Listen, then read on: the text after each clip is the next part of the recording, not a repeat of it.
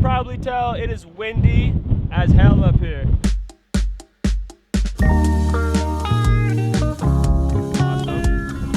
I was not expecting this to be a challenge today, so I was gonna make this shoot a little bit more interesting. What I'm doing today is I'm gonna be taking a panoramic shot of the view of the whole airfield from here on top of this building. And we're gonna practically show just how busy this airfield actually is. We got commercial airliners going out, maybe some private, and then every type model series of military aircraft that we have at this station should be going out here within the next 4 hours. The challenge is going to be figuring out how to stitch this whole panoramic thing together. So come with me on this journey.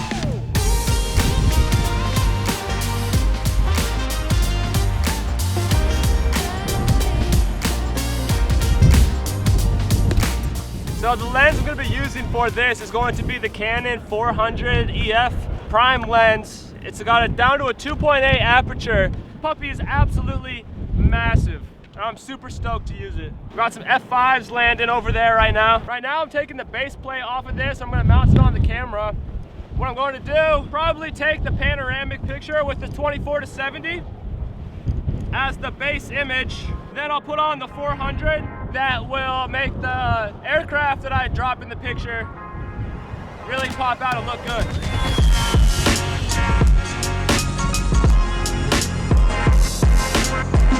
Absolutely nuts.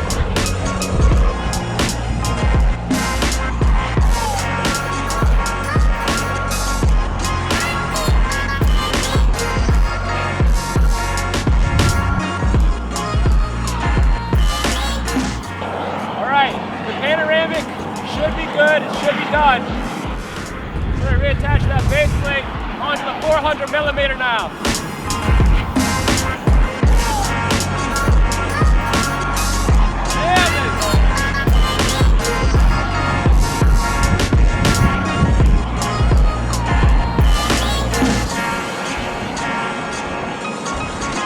Easy peasy, just like that.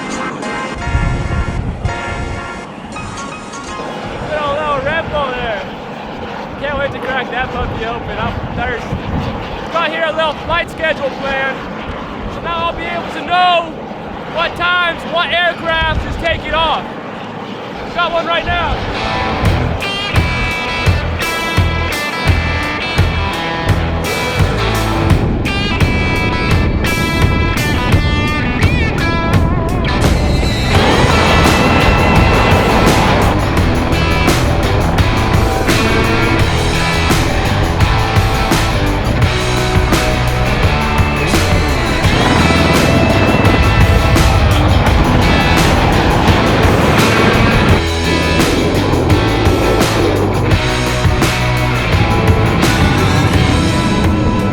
Finally, the wind has died down a little bit. The sun's going down, and I've been out here for about 2 hours, 2.5 hours. Have not gotten close at all to the amount of aircraft that I want to capture out here coming out of this airfield. But the challenge that I think I'm going to be faced with is when the sun starts to go down, obviously the lighting is going to change a little bit. And so with that, when I mesh all the pictures together, I really wonder how that's going to work. I have no clue. I have an idea with like blending some things together. I'm really curious to see how that's going to work. Right now it's kind of hard because everything's taken off from over there. So I'm shooting into the sun for a lot of it. It's a tricky thing. The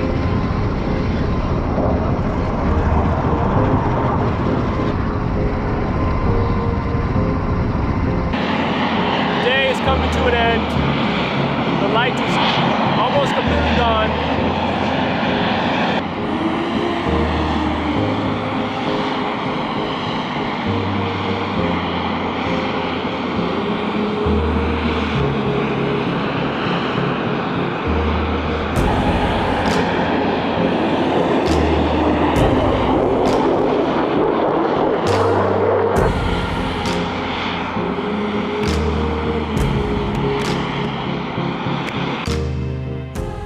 I'm recording this probably about a year and a half later because I'm finally getting around to showing you all the behind the scenes of like what went into this photo. This photo had a lot of under the hood things that I needed to figure out, and I had a very vague idea of what it was going to look like going into it.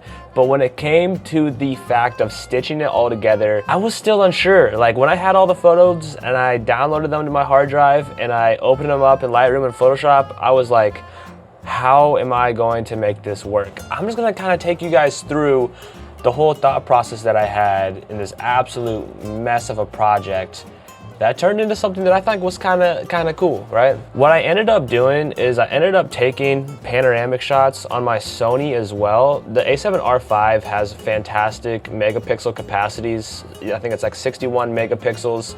So shooting in full resolution for the panoramics means I would have pretty much lossless compression when I put everything together. So I ended up shooting the panoramics on the Sony, and now each one of these was taken at different times of the day, because I knew, so if you look over here, the sun starts to go down, I was still out there because a lot of the flight operations weren't taken off until a little bit later in the day. I had to stay out there to get as much as I could. So just as an example, I'll take these photos here for this time of the day, and I'll actually show you guys what my process was for putting together the base of the image, the actual panoramic, so the airfield part of the photo, which was the first step that I had to figure out how to do. What we're going to do is shift click all the photos, we're going to right click, we're going to go down to photo merge, and then we're going to create a panorama. This little window is going to pop up, and it's going to allow you to kind of tell Lightroom what kind of panoramic that you want. For me, I'm going to choose the spherical, create the stack and merge them, and then the software is going to go ahead and merge these photos for you, creating that large panoramic photo that we're looking for. So when you have your panoramic photo created, now you can go in here and make all the local adjustments that you need to the photo, right? Whatever it is that you want to do. I created a couple different panoramics at different times of the day. I brought mine into Photoshop here.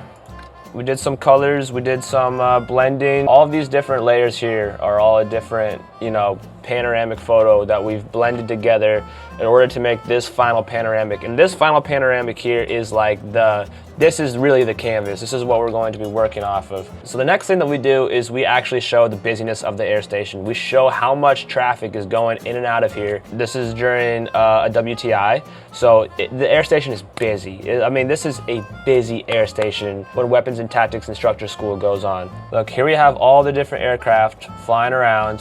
We've all taken this on the 400 millimeter that you've seen. And we have to go through and we have to pretty much drop all these different aircraft into the photo that is the panoramic, that is like the canvas for this whole thing, right?